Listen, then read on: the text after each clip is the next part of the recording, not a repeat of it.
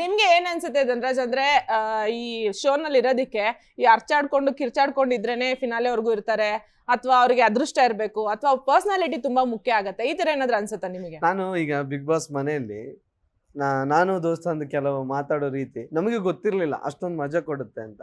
ಹೊರಗಡೆ ಬಂದ ಮೇಲೆ ಅನಿಸ್ತಿದೆ, ಓ ಇಷ್ಟೊಂದು ಮಜಾ ಕೊಡ್ತಿತ್ತಾ, ಇದನ್ನೇನಾದ್ರೂ ತಿಳ್ಕೊಂಡು ನಾನು ಹೋಗ್ತಿದ್ರೆ ಏನೋ ಚೆನ್ನಾಗಿ ಮಾಡ್ಬೋದಿತ್ತು ಅಂತ ಅನ್ಸುತ್ತಲ್ಲ, ಅದಲ್ಲ. ಅಲ್ಲಿ ಏನು ಇದ್ದೀವಿ ಅದನ್ನು ಜೀವಿಸ್ತೀವಿ, ಅದೇ ಇಂಪಾರ್ಟೆಂಟ್ ಆಗುತ್ತೆ. ನಾವಲ್ಲಿ ಹೇಗಿರ್ತೀವಿ ಅದನ್ನು ಪ್ಲ್ಯಾನ್ ಮಾಡ್ಕೊಂಡು ಹೋದ್ರೆ ಆಗಲ್ಲ. ಬಿಗ್ ಬಾಸಲ್ಲಿ ಜಸ್ಟ್ ಜೀವಿಸ್ಬೇಕಷ್ಟೇ. ಅದೇ ಇದು. ಅಲ್ಲಿ ಕೋಪ ಬರ್ಬೋದು ಅಥವಾ ಬೇಜಾರಾಗ್ಬೋದು. ಅದು ಆ ಸಿಚುವೇಶನ್ಗೆ ಆ ರೀತಿ ಆಗುತ್ತೆ. ಅದರಿಂದನೇ ಅವ್ರ ಮೇಲೆ ಆ ಕಡೆ ಹೋದ್ರು, ಅವರು ಇವರೆಲ್ಲ ಹೊರಗೋದ್ರು, ಆ ರೀಸನ್ ತಗೊಳ್ಳಕ್ಕೆ ಆಗಲ್ಲ. ಓಕೆ, ಇವಾಗ ಇದೊಂದು ಸ್ವಲ್ಪ ಟೂ ಪರ್ಸನಲ್ ಕ್ವೆಶನ್. ಬಹುಶಃ ಎಲ್ಲರೂ ಶಾಕ್ ಆಗ್ಬೋದು, ಆಗಿಲ್ಲ ಅಂದ್ರೂ ನನ್ನ ಕ್ವೆಶನ್ ಕೇಳ್ಮೇಲೆ ಶಾಕ್ ಆಗಿರೋ ತರ ರಿಯಾಕ್ಷನ್ ಕೊಡಿ ಆಯ್ತಾ? ಏನಂದ್ರೆ ತಗೊಂಡಾಯ್ತು. ಇಲ್ಲ, ಈಗ ಶೋ ಇಂದ ಎಲ್ಲ ಹೊರಗೆ ಬಂದಾಯ್ತು, ಬಹುಶಃ ಈಗ ಈ ಕ್ವೆಶನ್ ಕೇಳ್ಬೋದು ಅನ್ಸುತ್ತೆ. ಎಲ್ರಿಗೂ ರೆಮ್ಯುನರೇಷನ್ ಎಲ್ಲ ಚೆನ್ನಾಗಿ ಸಿಗ್ತಾ?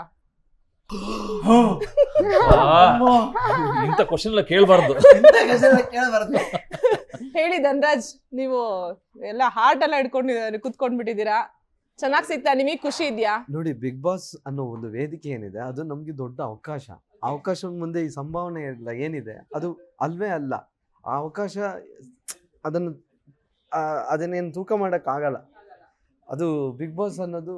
ಮತ್ ನೀವು ಸಂಭಾವನೆ ಪಡೆದೇ ಹೋಗ್ಬೋದಿತ್ತಲ್ಲ? ಅಯ್ಯೋ ದೇವ್ರೆ, ಬುಡಕ್ಕೆ ಇಟ್ರ ಇದೆ.